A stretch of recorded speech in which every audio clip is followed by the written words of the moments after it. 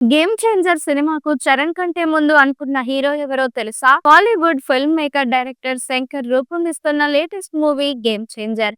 మొదటిసారి తెలుగులో నేరుగా తెరకెక్కిస్తోన్న సినిమా ఇది. దీంతో గేమ్ చేంజర్ మూవీపై భారీ అంచనాలు ఉన్నాయి.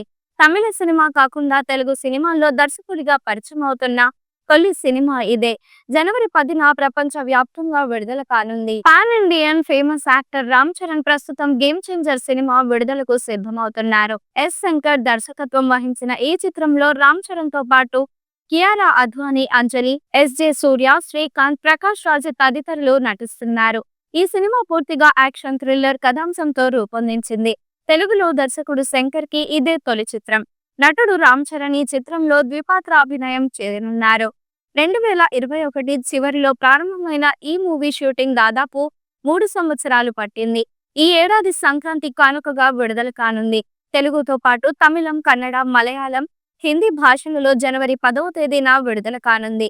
దీంతో కొన్ని రోజులు ఈ మూవీ ప్రమోషన్లలో బిజీగా ఉంది చిత్ర యూనిట్. ఇదిలా ఉంటే తాజాగా ఈ సినిమాకు సంబంధించి ఓ ఇంట్రెస్టింగ్ న్యూస్ సోషల్ మీడియాలో చక్కర్లు కొడుతోంది. దర్శకుడు శంకర్ ఈ సినిమా కథను ముందుగా కాలీవుడ్ హీరో విజయ్ కు చెప్పాడట.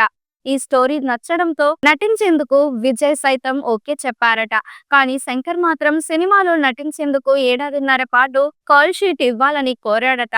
అయితే నటుడు విజయ్ రాజకీయాల్లోకి రాబోతున్నాడని చెప్పగా అతను కేవలం ఒక చిత్రానికి 1 సంవత్సరం కంటే ఎక్కువ కాల్ షీట్ ఇవ్వలేనని, ఇక ఆ సినిమా చేయడం కుదరదని చెప్పారట. దీంతో గేమ్ చేంజర్ సినిమా నుండి తప్పుకున్నాడు. ఆ తర్వాతే ఈ సినిమాకు చరణ్ ను సెలెక్ట్ చేసినట్లు ఇటీవల ఓ మీడియా సమావేశంలో వెల్లడించాడు డైరెక్టర్ శంకర్. పూర్తిగా యాక్షన్ థ్రిల్లర్ కథాంశంతో రూపొందుతున్న ఈ సినిమాను ప్రముఖ నిర్మాణ సంస్థ శ్రీ వెంకటేశ్వర క్రియేషన్స్ బ్యానర్ పై దిల్ రాజు నిర్మించారు. ఈ చిత్రానికి సంగీత దర్శకుడు తమన్ సంగీతం అందించారు. ఈ సినిమా పాటల కోసమే 75 కోట్లు ఖర్చు చేసినట్లు చిత్ర బృందం తెలిపింది. దాదాపు 450 కోట్లతో ఈ సినిమాను నిర్మించారు. ఈ వీడియో మీకు నచ్చినట్లయితే లైక్ చేయండి. మరికొన్ని లేటెస్ట్ న్యూస్ కోసం వెంటనే మన ఛానల్ ను సబ్స్క్రైబ్ చేయండి. ఈ వీడియోపై మీ అభిప్రాయాన్ని కామెంట్ రూపంలో తెలియజేయండి.